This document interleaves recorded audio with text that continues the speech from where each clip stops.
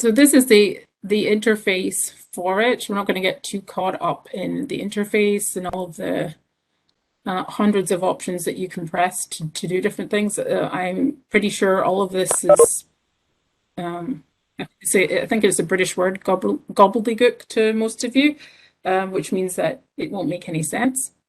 But what I'm going to do is select one of these. These are templates, just so that we can go into the main interface.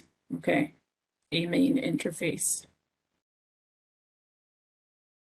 Now, whenever you're going to be simulating a system or object of any kind, you need to have the object. And so you could start off with a blank whatever, and we have different tabs up here.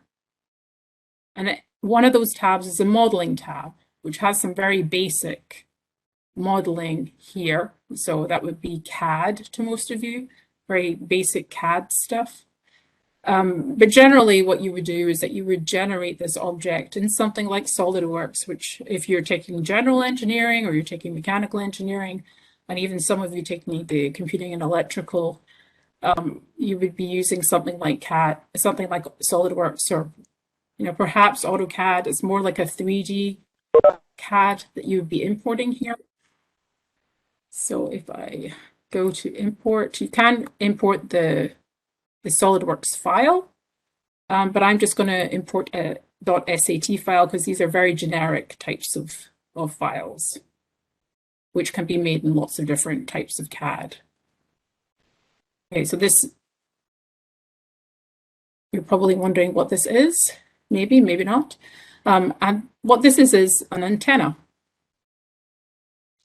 A very basic antenna. It's called a dipole antenna. And what antennas do is that a high-speed signal, a signal is going to run up and down these poles here, these rods. And as the electrical signal races up and down these rods, the electrical energy gets dispersed into the air.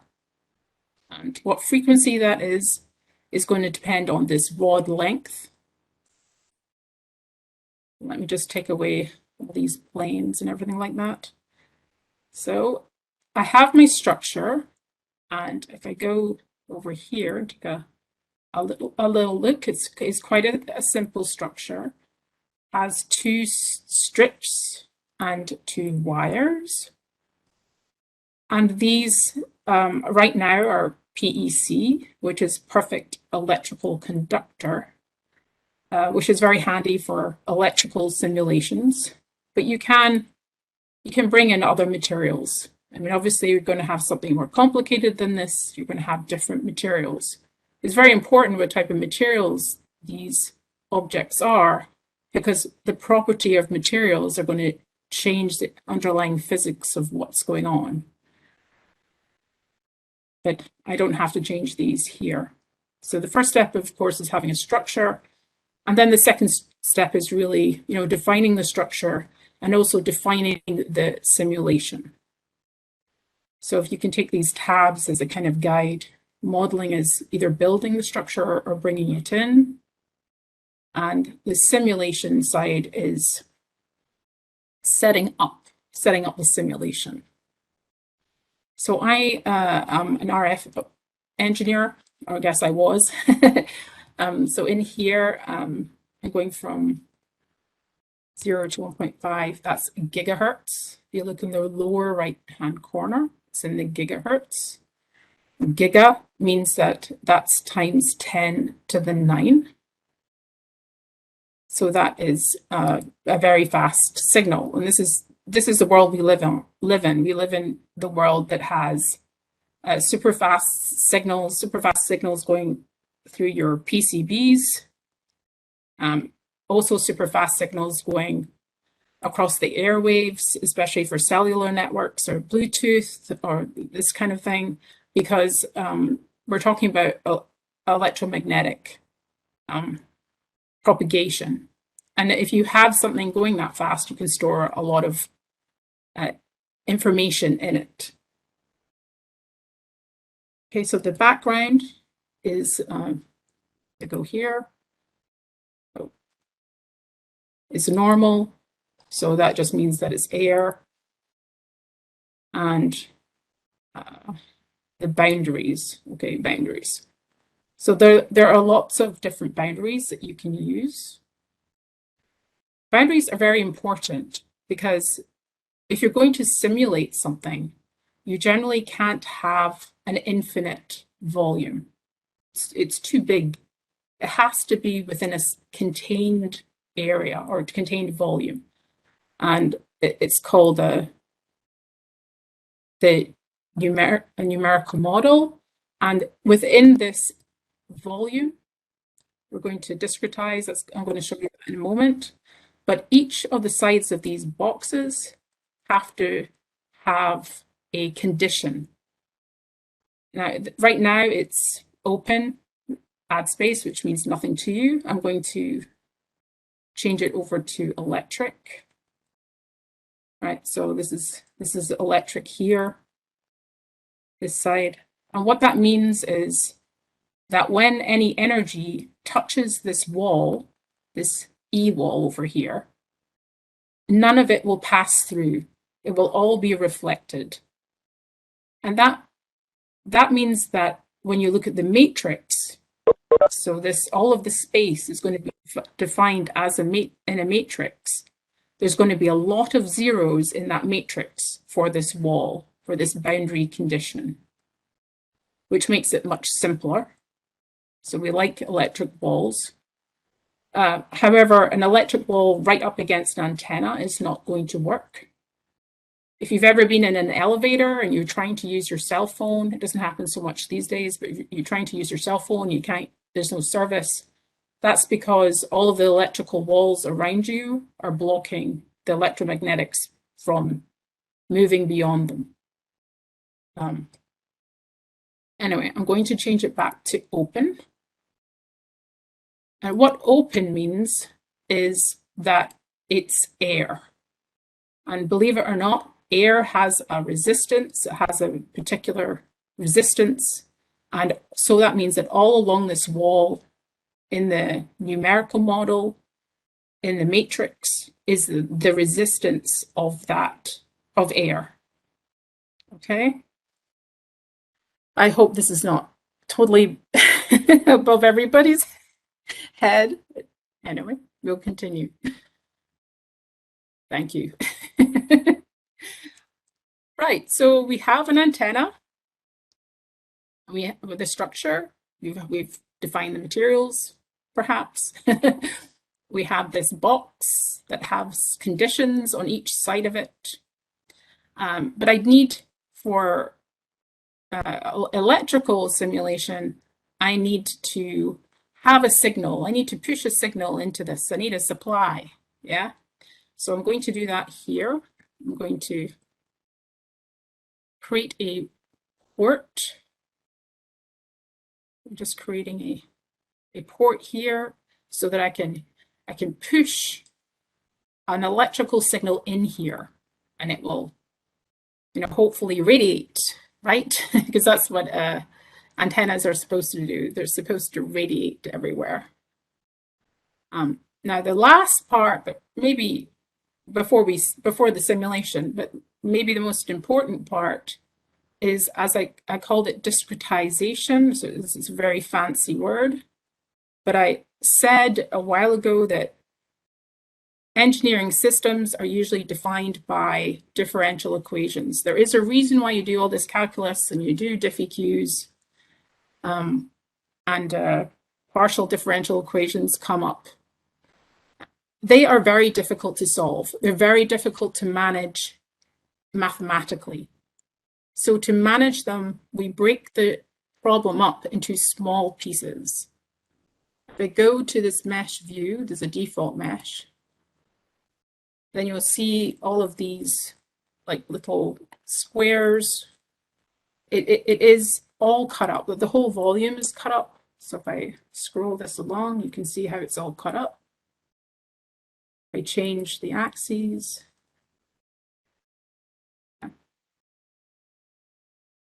And it should be cut very small where the fields are changing a lot, because for this numerical technique, in each cell, in each square or cube, is the field is defined by a linear equation.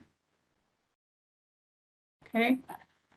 Now, I might decide that I don't want to use this particular type of numerical technique.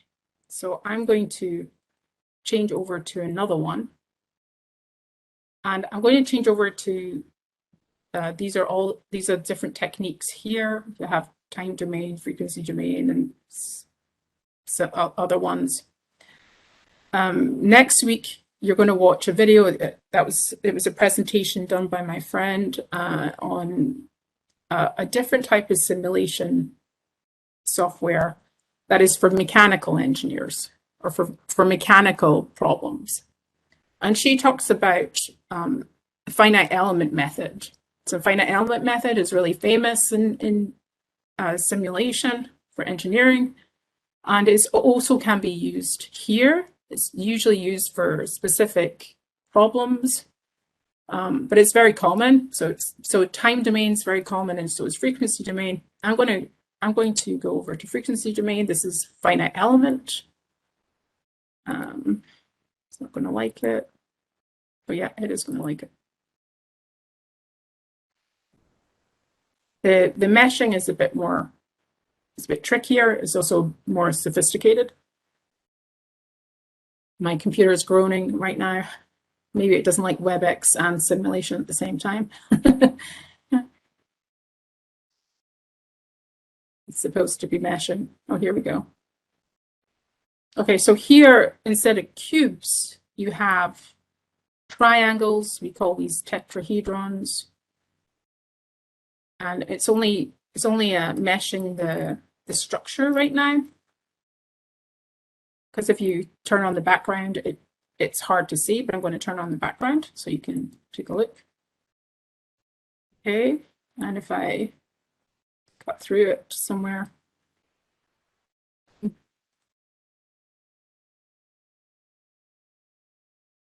Okay, so this is the kind of thing that you'd have. Oops. So all of these tetrahedrons, all of these cells. So this is a different numerical method. Inside each of these cells, you can have a linear expression, but more often than not, you have a second order expression or higher order expression. Okay. This one takes a lot more memory to do for electrical problems. So this is why we have other options for electromagnetics. Okay. So hopefully you kind of get the idea of how I would set something up. I'm trying to keep it simple. So that's a kind of what we call a workflow, a general workflow. There's lots of different types of workflows. But you'll get to the stage where you would save this and you would run it. And this should not take too long. But some of the bigger ones take very, very long, hours, sometimes days. So we're not going to sit here and wait for it to run. I have something here. And this is the same dipole antenna. And I just wanted to show you some of the fields. Right, so this is a far field. And so this is the energy that this radiates. It's kind of like we call it a donut for obvious reasons. So it radiates everywhere, all around it.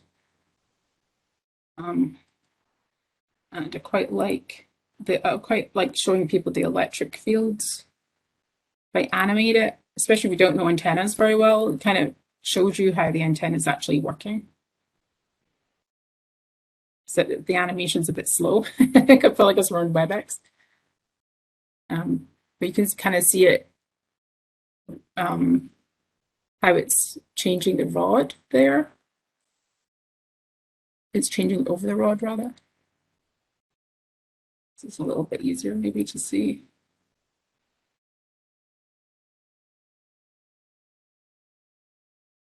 Okay. So you can kind of see how it changes. We call this a standing wave. But you guys who are doing electrical engineering, you can study this when you get to maybe third year, more like fourth year, how this actually works. Okay. So for wait to close this one. Now this is a very, as I said, general antenna, and it's going everywhere. It's radiating all around it. What we have these days is we have these patch antennas. They look more like this. It's a little bit harder to understand, but if I show the beams here, there's 3 beams. So what this is for 5G. I hope some of you have heard of 5G. Has everybody heard of 5G, right? Unless you've been living under some rock somewhere, you've probably heard of it.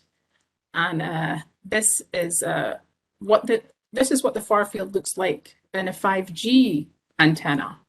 Yeah, it's not going all around the antenna. It's very focused. So a couple of the differences with 5G to other generations is that there's a focusing of the beams, the far field. But in addition to that, there's multiple, what we call MIMO, multiple in, multiple out. So you have a directed beam, but you also have multiple paths.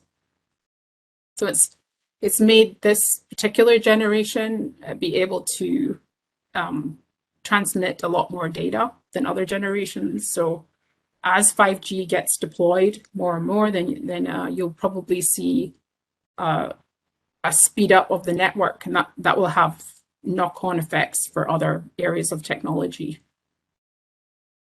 Okay, so if you take like a 5G phone, so this is a 5G phone, and it has on it, so this is the kind of phones that most of us have, and on this side, you can see here a patch antenna here, and also over at the side here, there's another patch antenna here. There's antennas all over your phone, but we don't usually see them. These down here are antennas. Maybe I can just show that. So I'm just showing the antennas right now. So here are the antennas on the phone. And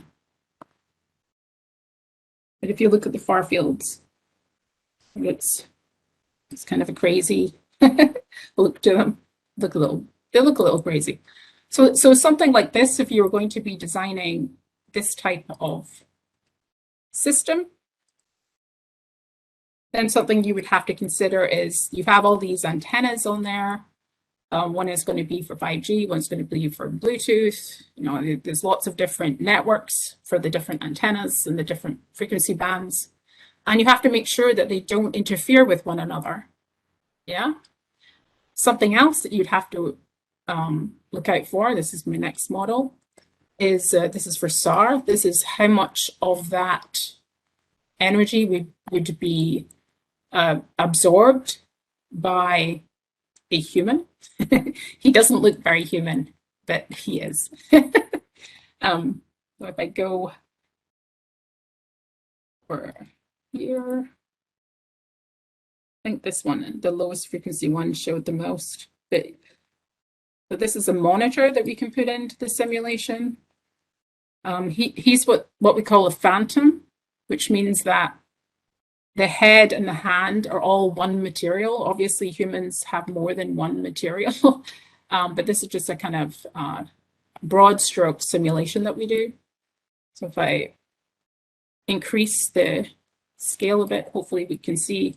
So you can see just a little bit here, a little bit of the energy from the antenna has been absorbed into his cheek here. So there's some strict guidelines on how much energy can be absorbed into people. So yeah, this is at a particular scale. So this is SAR. And there's other models that we use humans for. So here is this. I'm sure some of you have had MRIs. This is what an MRI machine looks like when you take the plastic stuff away. In simulation terms, we call this a birdcage for obvious reasons. And for this, we would typically, we could run it like it is and see how it performs, but we can also import bodies into it. This is the voxel data. If I open this, so we have all of these different types of data. So this is the kind of all of this information that you would have, and you could, maybe you don't want to do a full body, maybe you want to do like half a body or something like this. And this one isn't a phantom. It's not just going to bring in like a homogeneous material. It's going to bring in all of these different types of material. So if I was to do, okay, I think it's centered.